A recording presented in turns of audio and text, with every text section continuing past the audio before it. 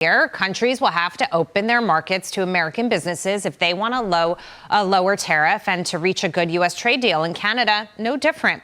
Across the Atlantic, Howard Lutnick is confident that his team can strike a deal with the EU by August 1st. But negotiations are getting tense. The European Union is now preparing a retaliation plan as the United States refuses to budge on baseline tariffs. Let's start with Canada first, because, Kevin, you touched on it a little bit with Carney before, and how you think this negotiation is going to play out. Your thoughts on that and USMCA? It's tense. There's no question about it.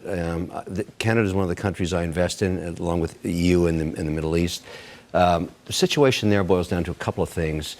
Lutnick was making reference to two major buffers that Canada has set up against the U.S., financial services and the banking sector, and then supply-side management in dairy, for example, in Quebec. These are sticking points right now. Carney's well aware of it. You got to remember, Canada was run by an idiot king for a decade. And the GDP ground to a halt, and 25% of the population there now lives at the poverty line.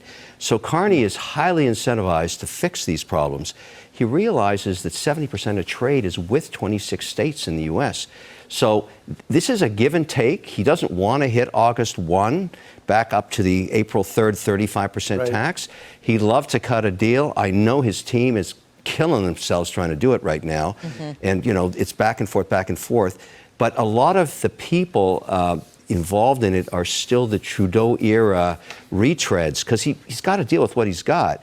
So he may have to get personally involved. The amazing thing about Trump, which is so different than previous administrations, you got to sit down with the guy, because he's a very transactional guy.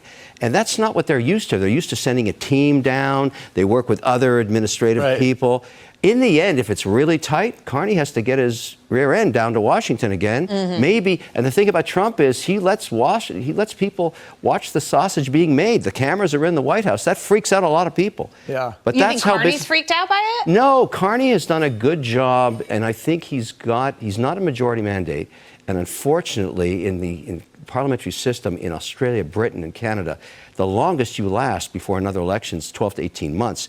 So he's got to get moving here. He missed it by just a few seats.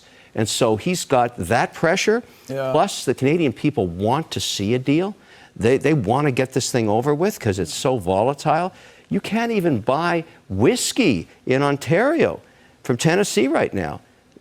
That makes a lot of people unhappy. That's one of their retaliations. But nobody wants that. Nobody wants that. I mean, they want this thing worked out, and Ontario definitely is a huge trading partner.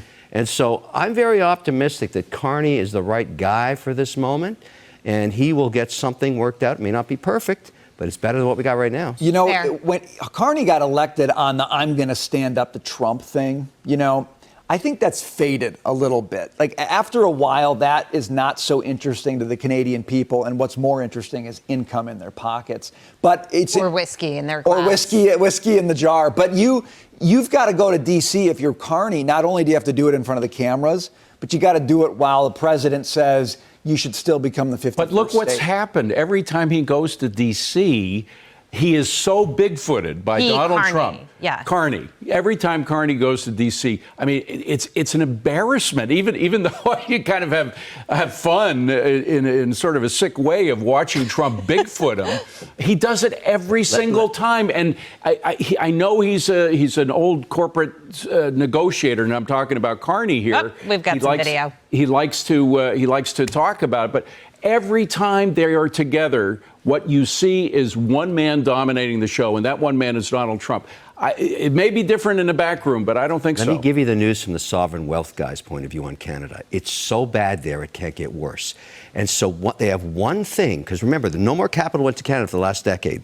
That's why the Canadian dollar dropped. They have one thing that everybody needs: power, unlimited power, in the lowest cost for North America. Watch what happens, because I'm trying to figure out in the old hockey analogy, where's the puck going next? It's going to the power. So I'm taking some big bets, mostly in Alberta, where they're very pro, and Burgum made a deal there for only 10% tariff on oil. He was pretty smart to do that with, you know, Danielle Smith, the premier. I got a good feeling about that. Power is what we all need all across North America. And I think that's going to work out. I just want to say they are our northern border. We need to have relationships with them that are positive, in my view. They got I power. say that as the wife of a Canadian. 3 cents a kilowatt hour. You can't find that anywhere in the States right now. They got it. Although, you mentioned Alberta.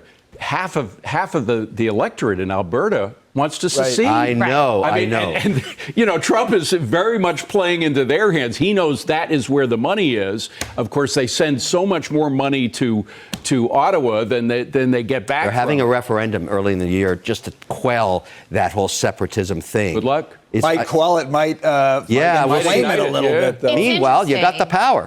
Because you brought up this idea of how the sausage is made and if Carney goes down to D.C. There's part of me that likes seeing that. At least when I see that, I know something's happening. It's not to say something isn't happening behind the scenes, as you suggest. I'm sure they're frantic to try to get this done, the EU as well. But sometimes it's nice to have a little update on where we stand, how quick it's going, which side is, participating more vigorously. So it wouldn't be the worst thing in the world. And the EU is one we're waiting for, too. That's herding cats. You got 26 different constituents trying to cut one deal. Absolutely. That's going to be harder than Canada. Yeah. That's going to be really, Do you think August 1st?